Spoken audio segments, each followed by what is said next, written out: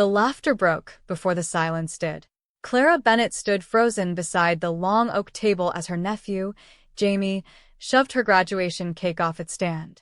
The white and blue frosting exploded across the patio tiles. Candlelight flickered on glass, on faces, on shock that quickly turned to amusement. "Eat it off the floor, Aunt Clara." Jamie giggled. The crowd roared. Her mother, Margaret, laughed the loudest. "Oh, it's only cake," she said, waving a hand. The sound carved through Clara like a blade.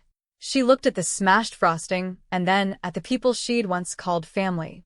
Her sister Fiona hid her smirk behind a wine glass. Her father scrolled his phone. The string lights swayed above them, mocking the tension. Clara's hand clenched around the serving knife, then loosened. She set it down, untied the apron, and walked away while their laughter followed her into the dark. By the time she reached her car, her face was numb. The air in Bath was cool and sharp.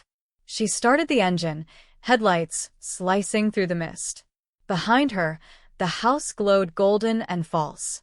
Ahead, the road unrolled like a clean page. She didn't look back. Hours later, she reached Manchester. Rain tapped against her flat windows, steady as her heartbeat. She dropped her keys on the counter, the silence pressing around her.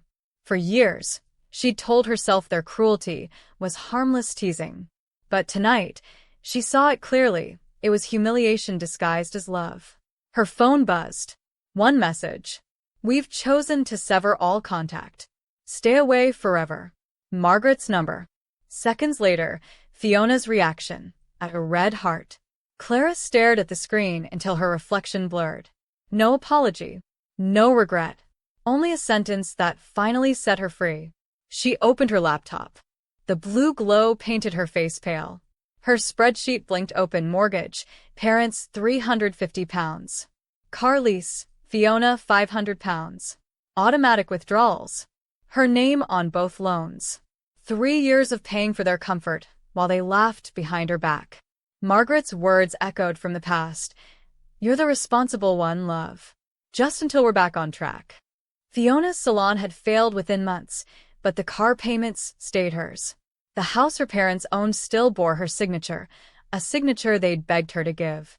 Clara's fingers trembled, but not with fear. She typed a short message, "Removing my name from every loan tomorrow. Effective immediately." No emojis. No emotion. She pressed send and watched the message leave like an exhale years overdue. The rain softened. She poured water into a glass, watching droplets roll down the side. For the first time in her adult life, the silence in her flat didn't feel like abandonment. It felt like control. Morning came with a dull gray sky over Manchester. Clara brewed coffee and stared at the steam curling upward. Her phone buzzed nonstop. Missed calls, angry messages, guilt-drenched voicemails. "You've gone too far. We're your family." Ungrateful. Not one said "I'm sorry." She slipped on her coat, left her phone on the table, and walked out into the drizzle. Her breath steamed in the cold air. Somewhere behind her, the phone kept buzzing like a dying wasp. At Greenfield Bank, a polite receptionist led her to a small glass office. Mr. Patel, in a neat suit and calm eyes, gestured for her to sit. "Miss Bennett, I reviewed your documents. You wish to remove your name from these loans." Clara nodded, handing over a folder. "Yes. I co-signed for my parents and sister. I've been paying for years. I want out." Mr. Patel flipped through pages, lease agreements, payslips, old texts. One message caught his eye. "The house is ours, darling. You just help sign." He looked up slowly. "You've been taken advantage of, Miss Bennett. You hold no ownership. We'll begin a liability release immediately." He signed 2 papers, his pen clicking softly. Co-borrower removal. Effective now. The stamp hit the page with a thud that sounded like closure. Clara exhaled, shaking. "Thank you," she whispered. "You've done the right thing," Mr. Patel said. "Sometimes, saying no is the only way to say yes to yourself." Outside, Manchester shimmered wet and alive. She stopped at a cafe, rain dripping from her hair. "Cappuccino?" the barista asked. Please, she said. Make it strong. He smiled. Rough morning. Good one, she replied. And for once, she meant it. That evening, as she stirred pasta sauce in her kitchen, her phone buzzed again. How could you ruin our credit? You're selfish. The family group chat screamed. Clara typed one calm reply. I just stopped paying for people who laughed when my cake hit the floor. Then she muted the chat. The silence that followed was clean. Not empty. Clean. She sat at her small table, ate slowly, and realized that for the first time, she was eating without anxiety. 3 days later, a knock shattered the calm. It was sharp, relentless. Clara froze mid-step. Steam rose from the pot on the stove. She glanced at the intercom. On the screen stood Margaret and Fiona. Rain clung to their coats. Their eyes burned. Clara. Margaret's voice cracked through the speaker. Open this door now. We need to talk. Fiona's voice trembled between anger and panic. You've destroyed us. The bank froze everything. You've ruined our lives. Clara took a deep breath, opened the 999 app, and spoke softly. 2 individuals outside my flat are yelling and refusing to leave. They're family, but they're trespassing. The dispatcher's voice was calm. Units on the way. Stay inside, miss. Outside, fists slammed against the door. You think you're better than us? Fiona shouted. You're heartless. 10 minutes later, red and blue lights flashed against the wet pavement. 2 officers approached the women. Through the intercom, Clara watched her mother gesture wildly. She's my daughter. She ruined our credit. The male officer raised a hand. Ma'am, this is private property. If she's asked you to leave, you need to leave. Margaret's jaw clenched. You can't tell me not to see my own child. We can when it's harassment, he replied evenly. Fiona's voice broke. She's heartless. My fiancé left because of her. The officer sighed. This isn't the place for this. Step away, please. Through the speaker, Clara whispered, If they act like strangers, I'll treat them like strangers. The officer glanced at the camera, nodded once, and turned back. You heard her. The scene ended quietly. Her mother's voice trembled one last time. You'll regret this, Clara. Blood doesn't vanish.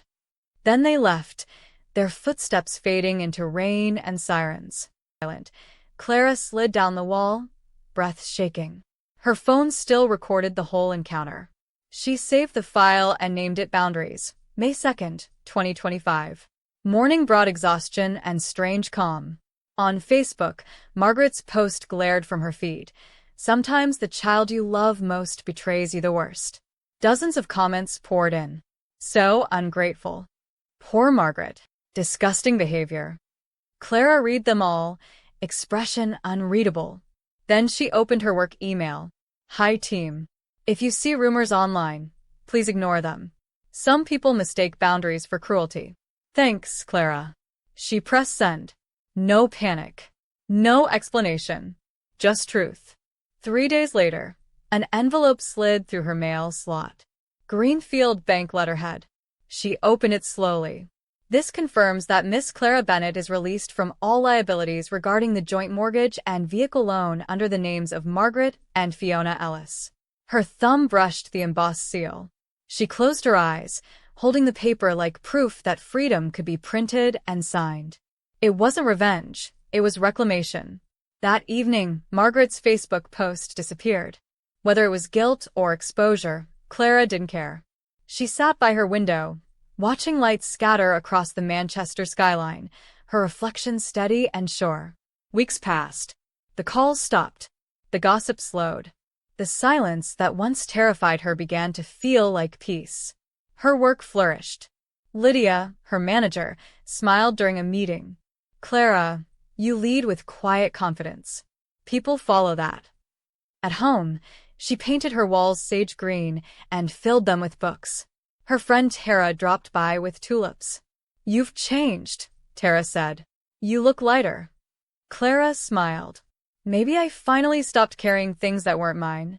The seasons shifted. One morning, Mr. Patel emailed a photo, her signed release letter framed in the bank's compliance office. We use your case as an example of financial independence.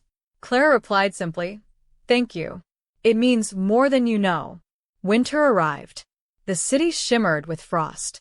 Clara took long walks along the canal, her breath visible in the cold air. Every bridge, every reflection in the water, looked like a promise kept. In February, a single message arrived from Fiona. "I'm sorry for everything." 6 words. No excuses. No manipulation. Clara read it, then placed her phone face down. Forgiveness didn't need to be spoken. Sometimes it was simply not reopening the wound. That night, as snow drifted past her window, she brewed tea and stood watching Manchester lights blur into the mist. Her reflection in the glass was calm, whole, unshaken. The city outside pulsed with life, and she, for the first time, felt part of it. Clara Bennett turned off the lamp, leaving the room washed in soft streetlight. The quiet wasn't lonely anymore.